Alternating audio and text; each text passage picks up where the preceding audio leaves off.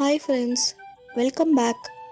இன்றைக்கி ஒரு டிஃப்ரெண்ட்டான பப்பாளி பழம் வச்சு ஹல்வா பார்க்க போகிறோம். ஒரு ட்ரையான பேனில் நெய் 1 டீஸ்பூன் ஆட் பண்ணிக்கோங்க. நெய் மெல்ட் ஆகணும். மெல்ட் ஆனதுக்கப்புறம் ஒரு 8 முந்திரியை பொடி பொடியாக உடைச்சி ஆட் பண்ணிக்கோங்க. ஆட் பண்ணிவிட்டு லோ ஃப்ளேமில் வச்சு நல்லா ஃப்ரை பண்ணிக்கோங்க. நம்ம பண்ண போகிற அல்வாவோட டேஸ்ட்டு ரொம்பவே டிஃப்ரெண்ட்டாக இருக்கும் அண்ட் ரொம்பவே டேஸ்ட்டாகவும் இருக்கும். இந்த ரெசிபியில் பழுத்த பப்பாயா யூஸ் பண்ணியிருக்கோம். பப்பாளி காய் இருந்தால் கூட இதே மாதிரி துருவிட்டு நம்ம செஞ்சோன்னா சூப்பராக வரும். அதுவும் ஒரு டிஃப்ரெண்ட்டான டேஸ்ட் கொடுக்கும்.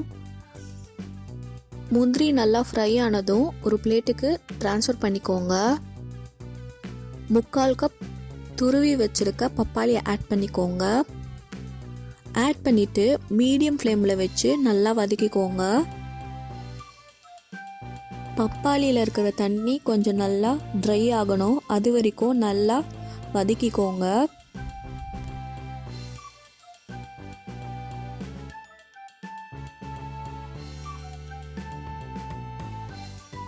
ஆட் பண்ண பப்பாளியிலேருந்து தண்ணி எல்லாம் ட்ரை ஆகிடுச்சு. இந்த ஸ்டேஜில் சர்க்கரை 1/2 கப் ஆட் பண்ணிக்கோங்க. சர்க்கரை ஆட் பண்ணதும் அகைன் திரும்ப தண்ணி விடுற மாதிரி இருக்கும். நீங்கள் நல்லா வதக்கிட்டு இருந்தீங்கன்னா சர்க்கரையோட பப்பாளி நல்லா மர்ஜ் ஆகணும். அது வரைக்கும் நல்லா வேக வச்சுக்கோங்க.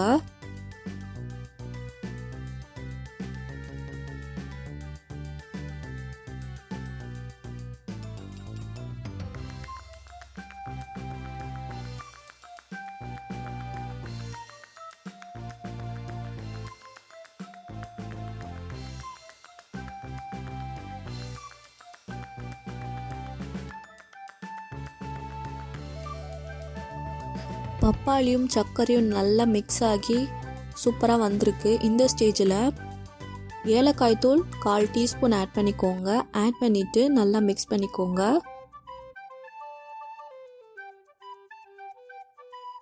ஆட் பண்ண பப்பாளி நல்லா பேன்லேருந்து ஒட்டாமல் வரணும்.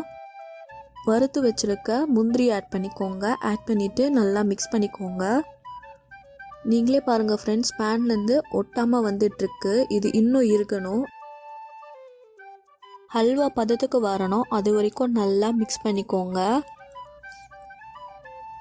பப்பாளியிலேருந்து நெய் கொஞ்சம் கொஞ்சமாக பிரிஞ்சு வர ஸ்டார்ட் ஆகும். அதுதான் கரெக்டான கன்சிஸ்டன்சி.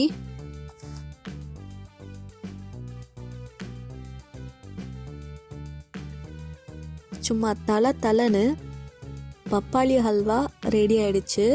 கண்டிப்பாக இந்த ரெசிபியை ட்ரை பண்ணி பாருங்கள். தேங்க்ஸ் ஃபார் வாட்சிங்.